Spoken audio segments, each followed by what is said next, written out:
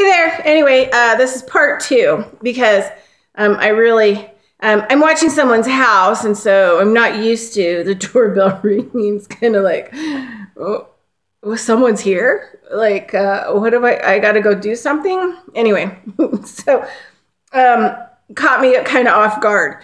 Okay, so this is part 2. Okay, so when animals are pinned in small areas, and they grow that way, they don't have enough room to actually stretch out or run full speed, across fields to adjust themselves. Their hips start to roll under. They lose a relationship with their back end. Their liver meridian almost always is out, which is not good. And so I'll talk about this a little bit. So what happens is if the liver meridian is out, the animal can't process toxins or poison or anything else that may get in their food supply that their blood needs to be cleaned out of their blood before that blood goes, before that blood starts to carry the metabolic food, oxygen, or water. So the liver is going to clean all the stuff out of all of that before it goes into the body to be used as, proper fuel. So if the liver meridian's out all the time and the electrical wire is no longer communicating to the liver and the brain, and it's not communicating, the liver is short-circuiting, which means that's not happening. So food preservatives that are toxic in food. We'll just talk about horses in general. So when I see a liver meridian that's out and there's not a lot of other activity in the structure, it's almost a guarantee that in Nevada, we don't have a lot of pasture land. It's rare to see pasture. Where the animals which is ideal for any kind of grazing animals, is like pasture is ideal. And so they feed them a lot of alfalfa. Well, a lot of people feed them alfalfa that is not guaranteed weed-free. And the weed-free is only been something that is, recent within the last, 10 years because of forests. And if you want to hike your horse through the forest, they can't poop and have weed seeds in their poop because these weeds start to grow in the forest, which is not a good thing. So if you bring your horses into the forest, you have to be feeding them certified weed-free diet. Now, there are like 8 noxious weeds for the most part, like let's just say on the West Coast. Noxious means poisonous weeds. In an ideal setting, an animal, a cow, horse, would go around this poisonous plant. But when it's being grown in a field like alfalfa, it's not seen. And then what happens is that it's mowed down and it's put into a block, and then it's, for sale. And so what happens is that these dried, noxious, poisonous plants end up in the alfalfa, and the animals eat them. And this can cause the liver meridian to go out because they're eating, even though they're dried plants, they're still poisonous. So they probably have a power pack of 5 instead of 15, when they're fully growing. So that liver meridian is always going to go out because the animal is consuming a lot of poisonous plants. May not be enough to kill it, but it's enough to make its health, tragic. So that can come into play too when you're looking at it. So you have to really look at it. And a lot of people get really angry. They have you come out, they have you look at the animal, you give an assessment, then you treat the animal, and give some recommendations. And people get really angry about the whole food thing, because people are,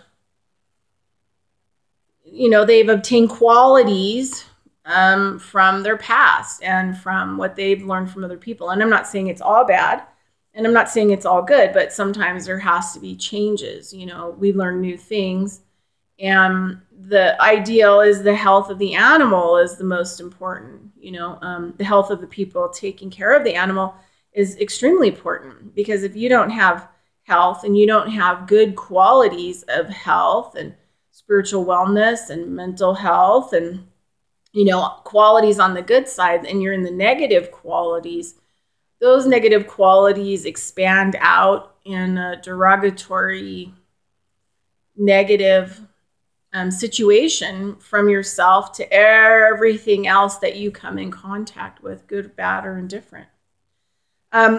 So it's really a bad thing to actually, you know, put your animals in small pens, because it doesn't give them a chance to be able to really cook it and run and be able to actually adjust their own bodies. I mean, ideally, we're all designed, you know, to be able to manage and take care of ourselves. But when we have a human component, even ourselves, we're in the human component,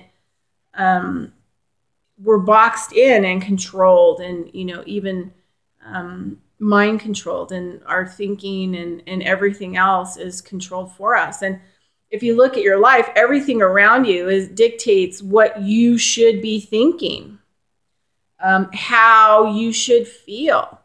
And so the only options that most people have are to go to, say, a psychologist, right? I remember reading this article that said that anyone that grieves over a year and a half over the loss of someone close to them in their life is sick and mentally ill and needs to have like this major, you know, series of treatments. And I'm thinking, you know what? Sometimes your family dies, and how do you ever get over that? I mean, there is always going to be a day or two where you are going to feel not good. You know, something happens, like something triggers it. I still have it. I lost most of my family from 98 to 2003. I mean, pretty much like 95%. And there are still days, you know, some of them been gone like 20 years. And there are days where, you know, I'm camping and, you know, like I might remember something. Our family were big campers, and, you know, it makes me pretty melancholy, and it makes me, you know, sad.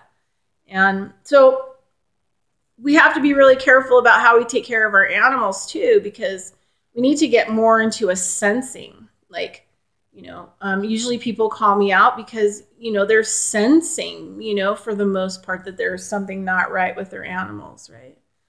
And we have to be careful, you know, not to go to the conventional side first, right? Now, if your animal ate a whole bunch of poison, or, you know, it ate something that it shouldn't have eaten, or you can visibly see there's a broken leg or something, you know, by all means, go to convention. Go to conventional medicine. But if it's more of a sensing, you know, it's your job to try to sense what's going on. And if you can't sense what's going on, it's good to hire somebody else that can help you consult, to come and look at your environment and other things that you may not have noticed, that can help you achieve a better relationship with your animal, better relationship with yourself.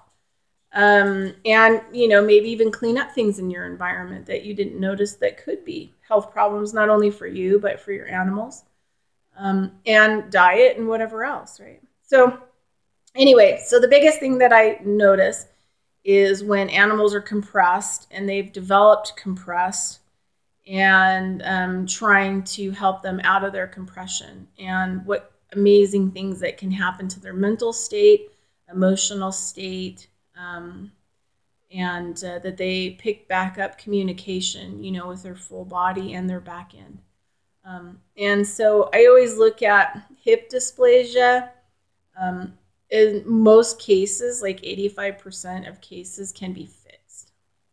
And you just need a little bit of work and understanding that may have not have been natural law understanding, natural practices understanding that you may have not known about, your family has never known about. There are new qualities that you can pick up, and and it affects your life. So what affects the soil of the planet or our food supply affects us, affects our animals. I mean, it's like a full system.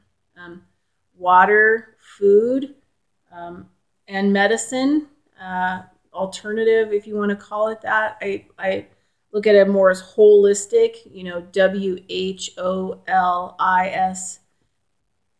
WHOLISTIC, whole, not HOLE, whole. Yeah, I'm not going for that. That's like a hole in it. So that's not the kind of holistic medicine that I practice. So anyway, I just kind of wanted to come back and just kind of talk about being careful not to, if we don't have an area that we can allow the animal to live in a natural setting long term, we probably shouldn't be managing and caring for that animal because we are probably doing more harm than good. And animals really need a place that they can run full speed, even if it's just, for a couple hours a day, leap and do all these things to adjust their bodies and their vertebrae and their joints all back to where they need to be. And animals are a lot better at it than humans. And humans, we sit a lot. We have a culture now where we sit, where at one point we used to be nomads and we would walk from continent to continent and harvest and forage and build and do all those kinds of things. And we don't do anything like that anymore. So we think our animals should sit around like we're sitting around as well. So anyway, also, make sure to cultivate new qualities in your children that participate with the natural world more in a natural, congruent way. And get them outside more.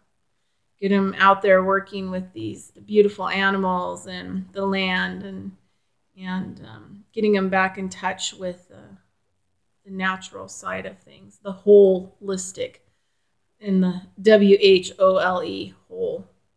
All right, everybody. Thanks for listening, and really appreciate those people who appreciate my videos. And I just try to talk about things that kind of come up. And I've got a whole bunch more videos this week that I'm doing on different kinds of subjects that I think are important. And about health and real health, whole health, the whole thing, the totality, the unity, all of it. All right, Bridget Lynn Dolgoff, have a great day. Talk to you soon. Consciousness of Economics and Urban Farm Project. Thank you so much. Bye-bye.